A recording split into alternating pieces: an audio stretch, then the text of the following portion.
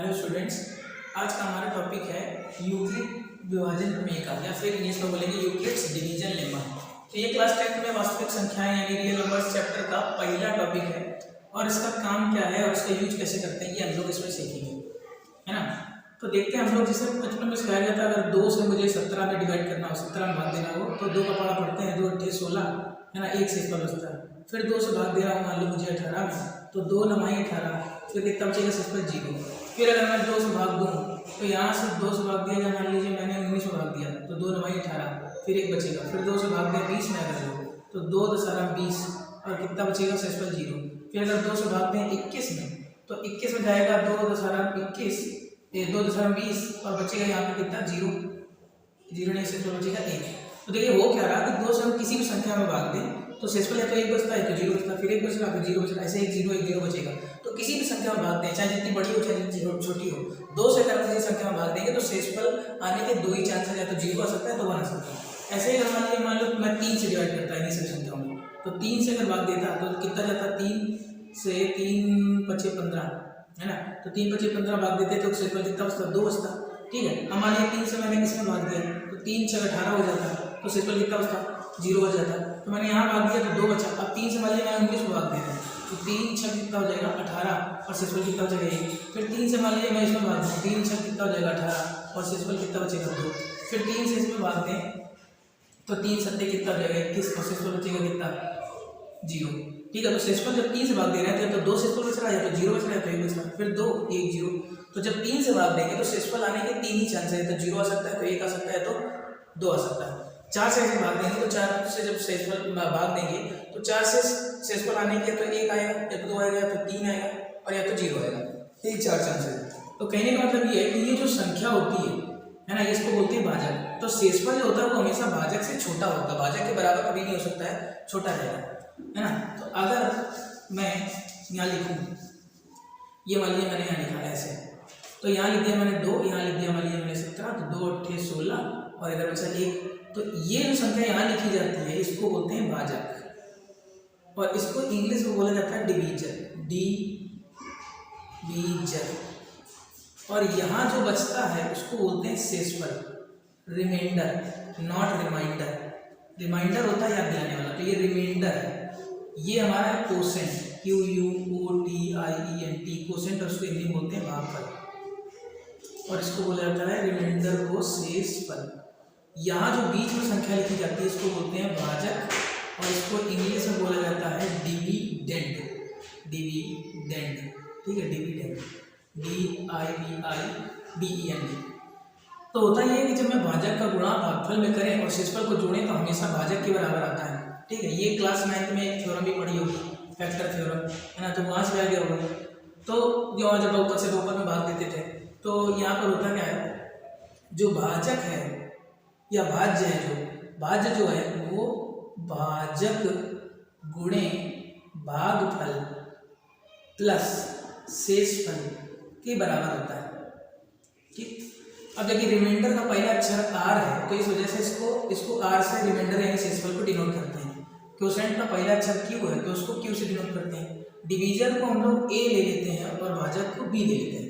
तो ये सारी वैल्यू जब याद करेंगे, भाज्य की जगह यानी डिवीजर डिविडेंड की जगह A रखेंगे, तो यहाँ A रख दिया मैंने, भाजक की जगह मैं कितना रखूँगा B रख दूंगा, और भागफल की जगह कितना रख देंगे Q रख देंगे, और शेषफल की जगह कितना रख देंगे R रख देंगे। तो यहाँ से एक ये चीज़ बन रही है, कंडीशन बन रही है A बराबर BQ प्लस R। अब साथ में जो कंडीशन अभी हम समझा रहे थे कि जब किसी भाजक से भाग देते हैं किसी भाज्य संख्या में, है ना, तो वहाँ शेषफल हमेशा उससे भाजक से छोटा ही बच रहा था। तो वो कंडीशन ये बता रही थी कि जो R यानी रिमाइंडर शेषफल होगा वो 0 के बराबर भी हो सकता है, 0 से छोटा होगा, ये बड़ा भी हो सकता है, मगर हमेशा B से छोटा होगा। B क्या है, B है भाजक, यानी भाजक से छोटा होगा। ये बताया था अभी एग्जाम्पल जो दिखाई दे कि जो अगर हम लोग किसी भी संख्या से भाग देंगे, किसी संख्या में इस 2 से इसमें भाग दिया तो शेषफल हमेशा क्या होगा, इससे छोटा ही आएगा। 0 भी हो सकता है और 0 से बड़ा भी हो सकता है, पर इससे हमेशा छोटा रहेगा। तो ये कंडीशन ये बता रही है कि R की जो वैल्यू होगी वो 0 के बराबर भी हो सकती है, 0 से बड़ी भी हो सकती है, लेकिन B से हमेशा छोटी रहेगी। B बोले तो भाजक यानी जिससे भाग दिया जाता है उससे हमेशा छोटी रहेगी। तो यही जो कंडीशन है इसी को बोला जाता है यूक्लिड्स डिवीजन लेमा। अब इसका यूज हम लोग क्या करते हैं, भाग विधि से, जो हम लोग बचपन में पढ़ते थे कि भाग विधि से हम लोग HCF निकालते थे, 2 संख्याओं का, 3 संख्याओं का, 4 संख्याओं का, तो वही उसी चीज़ में हम लोग को यूज करना है। ठीक है, तो ये हमारे होती है यूक्लिड्स डिवीजन लेमा यानी यूक्लिड्स विभाजन प्रमेय का। तो अब हम लोग करेंगे क्या,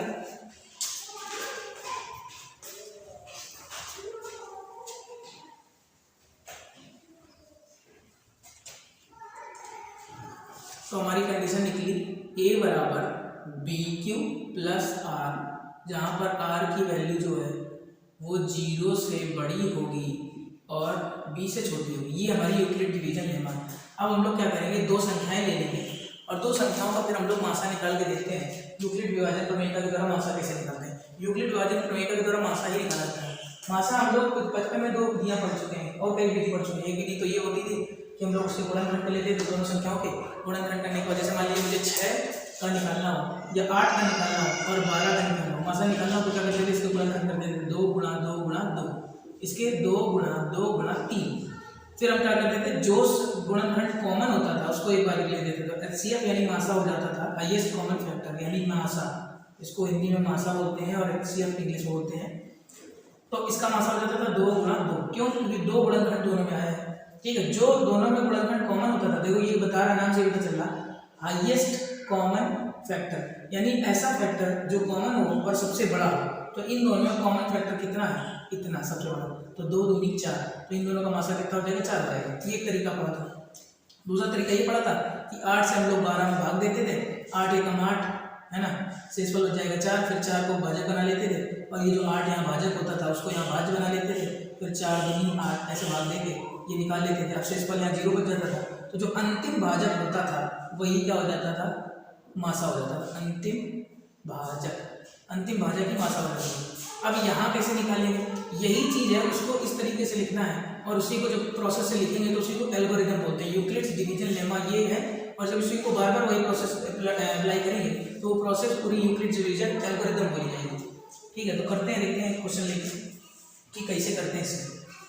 ठीक है, अब इसमें ये क्वेश्चन इसमें लिखा हुआ है कि एक नंबर 40 52 और 12 576। इसका क्वेश्चन आएगा, बोर्ड में से पूछा जाएगा कि दो संख्याओं का यूक्लिड विभाजन प्रमेय के द्वारा मासा निकालिए। यूक्लिड विभाजन प्रमेय के द्वारा एक काफी करके मासा निकालिए। तो इन दोनों का हम कैसे करते हैं, मान लीजिए बचपन में करना होता तो ऐसे 40 52 से ऐसे भाग देते थे 12 576। यहाँ पे जो छोटी संख्या से बड़ी संख्या भाग देते थे, तो भागेंगे यहाँ पे, मान लीजिए 40 का भाग देंगे इससे, तो कितनी बार जाएगा, इससे जाएगा हमारे सबसे 3 बार, तो 3 बार जाएगा, तो 3 6 3 बचपन 5 चलिए और यहाँ जाएगा 1 और 3 के बाद, तो यहाँ पे 6 जाएगा 0 7 5 2 3 4 20, फिर 4 20 का करेंगे, सब भाग देंगे 40 52 है ना, जो ये चीज यहाँ लिखी है यहाँ लिखी 40 52 भाग देंगे, तो 40 52 भाग देंगे कितना जाएगा, हमें सबसे 9 आ जाएगा, तो 9 बार देंगे तो 9 का 0 9 3 घटा लिए 9 36 37। ठीक, तो अब यहाँ से आ जाएगा 2 15 में से 8 गए 7 9 में से 7 गए 2 और 272। अब 272 से यहाँ देंगे 420 में, तो 272 का 272 हो जाएगा, फिर यहाँ 12 के 2 8 नीचे, यहाँ से 11 7 4 यहाँ 148 फिर 148 से 272 में भागेंगे तो हमेशा से जाएगा एक बार, तो 148 आ जाएगा, फिर यहाँ से 12 से 4 और 6 से 4 2।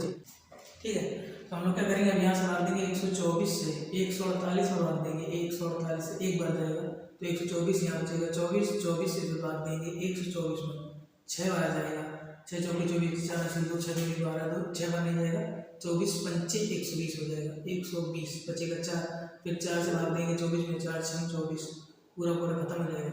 तो ये जो लास्ट अंतिम भाजक है, अंतिम भाजक या लास्ट डिवीजर जो है, इसको बोलेंगे इंग्लिश में लास्ट डिवीजर। तो ये लास्ट डिवीजर ही क्या होता है, एचसीएफ हो जाता है। अब देखो इसको, इस वाली चीज़ को पूरे को जो प्रोसेस हमने लॉन्ग डिवीजन मेथड से किया है या लंबी भाग विधि द्वारा किया, उसको मैं ऐसे लिखता जाऊंगा और वही यूक्लिड्स डिवीजन एल्गोरिथम से मासा निकल आएगा।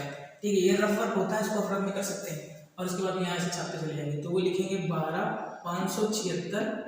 इस ये कब आएगा, जब इन दोनों का गुणा करेंगे, इतना जोड़ेंगे, तो 12 576 आएगा 40 52 गुणा 3 प्लस 420। ठीक है, फिर 40 52 यहाँ लिख देंगे, ये स्टेप सेकंड हो जाएगा, ये स्टेप फर्स्ट, ये स्टेप सेकंड। तो यहाँ से ये 40 52 कब आएगा, जब इन दोनों का गुणा होगा, ये जुड़ेगा, तो 420 गुणा 9 प्लस 272। अब क्या होगा, ये कब आएगा, 420 कब आएगा, जब इन दोनों को गुणा होगा, ये जोड़ा जाएगा, तो यहाँ 420 आ जाएगा। 420 कब आएगा, 272 गुणे पे 1 प्लस 148।